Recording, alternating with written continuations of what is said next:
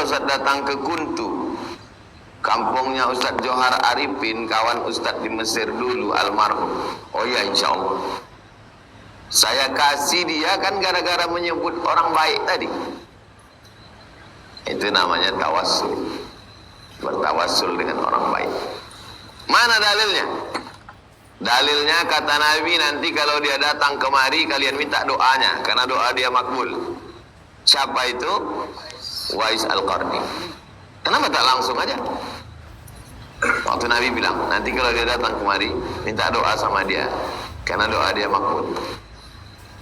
Untung sahabat Nabi itu tidak Wahabi. Kalau sahabat Nabi itu Wahabi, langsung dibilangnya ke Nabi, ya Rasulullah, jangan pakai Wais, langsung sama Allah.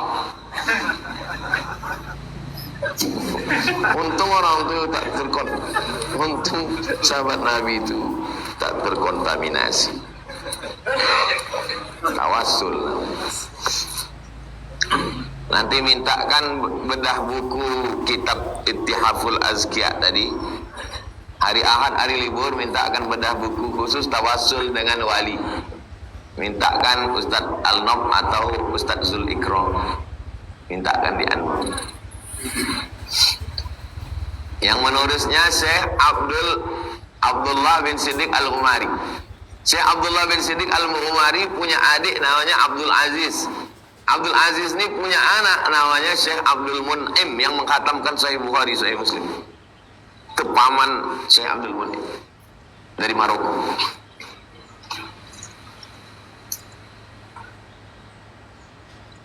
Bagaimana pendapat Ustadz tentang sifat uluhiyah, rububiyah, asma wa sifat? Itu ijtihad Ibnu Taimiyah. Kata Ibnu Taimiyah, belajar tauhid pakai ini. Ibnu Taimiyah abad ke-7, abad ke-8. Sedangkan yang jauh lebih tua daripada itu Imam Abul Hasan Al-Asy'ari, abad ke-3. Imam Abul Hasan Al-Asy'ari abad ke-3. Ibnu Taimiyah abad ke-8. Yang salaf itu Ibnu Taimiyah Abul Hasan Al-Asy'ari. Asy'ari salaf. Jadi saya ini yang pengikut salaf. Yang pengikut Ibnu Taimiyah ini pengikut khalaf. Salaf. Masuk pada silabus pembelajaran kuliah. Sedangkan dalam Ahlus Sunnah sifat 20. Pendapat yang mengatakan belajar sifat 3 serangkai itu kafir lebih di pendapat amanah keras. Bolehkah kita sekedar belajar? Membaca buku Karl Marx boleh atau tak boleh? Kan tak mungkin antum datang ke kampus begitu masuk, adik-adik kita tauhid, kebetulan kalian belajar di kampus ini sekarang uluhiyah, rububiyah, asma wa sifat. Ini adalah bid'ah. Bid'ah abad ke-8 ini. Kau C. Syukur-syukur C kok dibilangnya D. Iyo kan diurang lalu kan dia.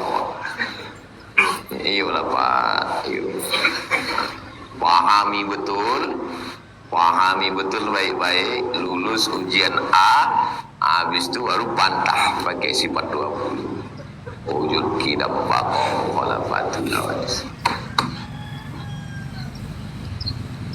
Rububiyah, meyakini Tuhan Rabb, dia pencipta, dia penjaga, dia pemberi rezeki, tapi belum menjadikan dia sebagai Tuhan. Karena yang paling tinggi uluhiyah, rububiyah.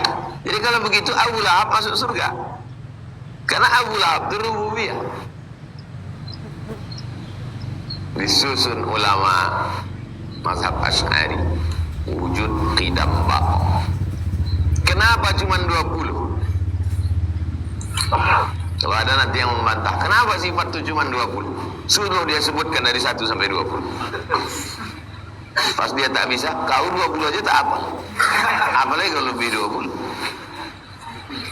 20 itu bukan batasan. 20 itu adalah kriteria yang disusun ulama untuk membantah Tuhan-Tuhan.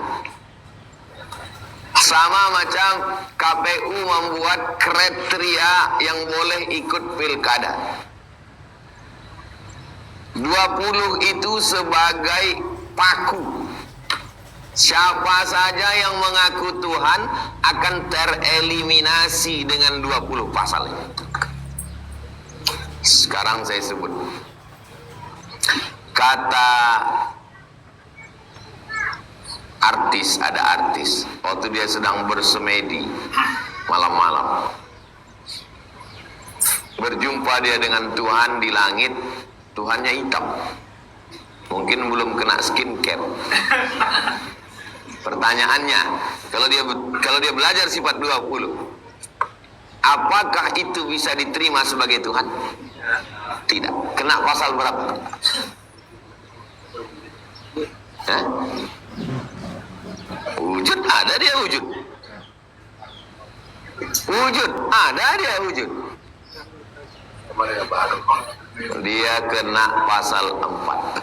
Mukhalafatul lil. Pejamkan mata. Nampak dia hitam? Bukan. Mukhalafatul lil hawadis.